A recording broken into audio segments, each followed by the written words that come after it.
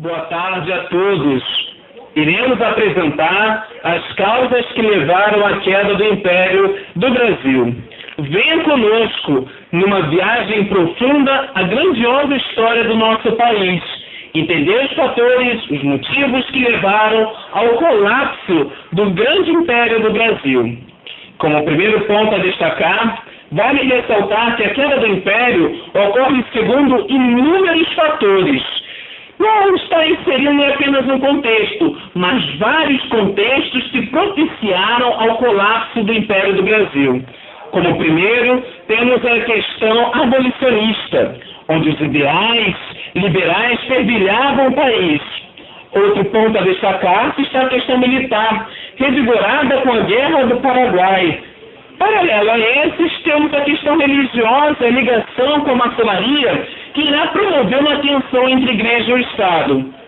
Frente a este fator, temos uma tensão entre liberais, radicais e conservadores, que vão estar numa profunda disputa no jogo político, frente a diversos ideais e contextos da época. Vamos juntos ver agora, de forma mais detalhada e sucinta também, os principais fatores mencionados anteriormente. Em algumas regiões de São Paulo e Minas Gerais já adotava a mão de obra livre, onde o liberalismo que foi difundido durante o Iluminismo. Iluminismo, movimento intelectual e científico desenvolvido na Europa, e onde também irá contribuir na Revolução Francesa. Liberalismo que defendia uma liberdade econômica, uma igualdade de expressão, que vai estar influenciando esse liberalismo, que vai estar à frente, altamente alocado com a maçonaria, fomentando uma visão libertadora em relação ao meio escravo no Brasil. Lembramos, escravidão no Brasil não está somente entrelaçada na questão da etnia, mas é uma condição, uma privação da liberdade de expressão e de direitos. Em 1850, com a pressão inglesa, lembramos, Inglaterra já passou pela Revolução Industrial, onde desenvolvimento e consolidação do sistema capitalista irá propiciar uma valorização da mão de obra livre e assalariada, onde esta Inglaterra irá ser a maior potência que irá exercer nada mais nada menos um combate contra a escravidão, onde nesse período de 1850 tem-se a promulgação da Lei Eusébio de Queiroz. Essa Lei Eusébio de Queiroz põe fim ao tráfico negreiro. Em 71 tem-se a formação da Lei do Ventre Livre, libertando os filhos de escravos nascidos a partir deste ano. Posteriormente, é promulgada a Lei do Sexagenário, libertando os cativos com 60 anos ou mais, onde em 1888 tem-se, logicamente, um estopim, o fim da escravidão no Brasil com a promulgação da Lei Áurea. Vamos entender, lembrar que também em 1845 existia essa proibição do tráfico negreiro e aprisionamento de navios que transportavam esses negros para serem escravizados com o Rio Aberdeen. Vale destacar agora a questão religiosa que ocorre em 1872. Questão religiosa? Sim, uma questão religiosa onde a Igreja Católica queria o fim do padroado, onde 2 bispos foram contra a participação de padres na maçonaria. A partir disso, temos uma tensão envolvendo Igreja e Estado, um choque de relação entre Igreja e Estado.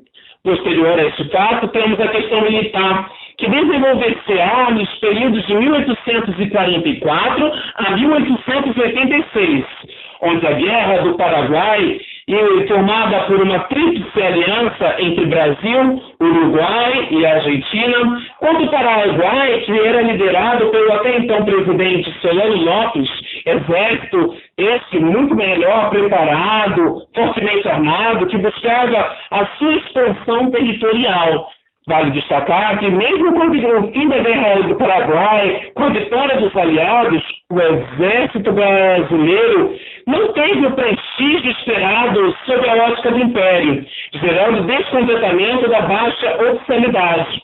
Vamos entender que esse conceito político, esse conceito de reconhecimento, esse conceito de valorização também está entrelaçado num aspecto político, onde inúmeros militares não irão ter nada mais e nada menos que um reconhecimento dos seus valores. Vamos entender também que essa questão política também contribuirá para o fim do Império. Questão política, muitas das vezes, relacionadas na tensão do jogo de disputa de poder entre liberais radicais e conservadores, onde vamos ver também anteriormente na Revolução Praieira. Vamos ressaltar também que a Guerra do Paraguai vai ser um grande convite para escravos auxiliar no Exército Brasileiro.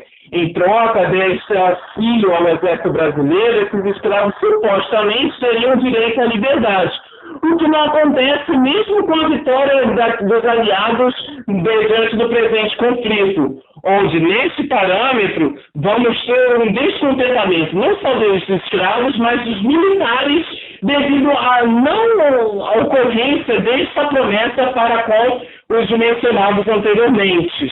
Vamos lembrar também que a pressão dos abolicionistas, latifundiários, militares, profissionais liberais, tanto do estado de São Paulo como de Minas Gerais, fortalecia o ideal contra a escravidão. Já nesse período, adotando a mão de obra livre, o Império acabava se modificando-se ideologicamente. Os latifundiários que detinham a mão de obra escravas temiam represálias e perder seus ganhos financeiros diante do Império, preocupado com a experiência estadunidense que culminou numa guerra civil. Apesar do Brasil manter-se escravocrata, a escravidão estava presente em todo o território brasileiro, diferente dos Estados Unidos da América, onde o Sul encontrava-se reclusos a esta mão de obra. O Império promulgava leis colocando fim à escravidão, mas não recusava investir na mão de obra imigrante, sem compensar as perdas financeiras, deixando a causa dos latifundiários os investimentos, com a nova mão de obra a ser utilizada. Vamos lembrar, isso aí vai gerar um descontentamento por parte de outros setores que compõem a camada, a esfera social.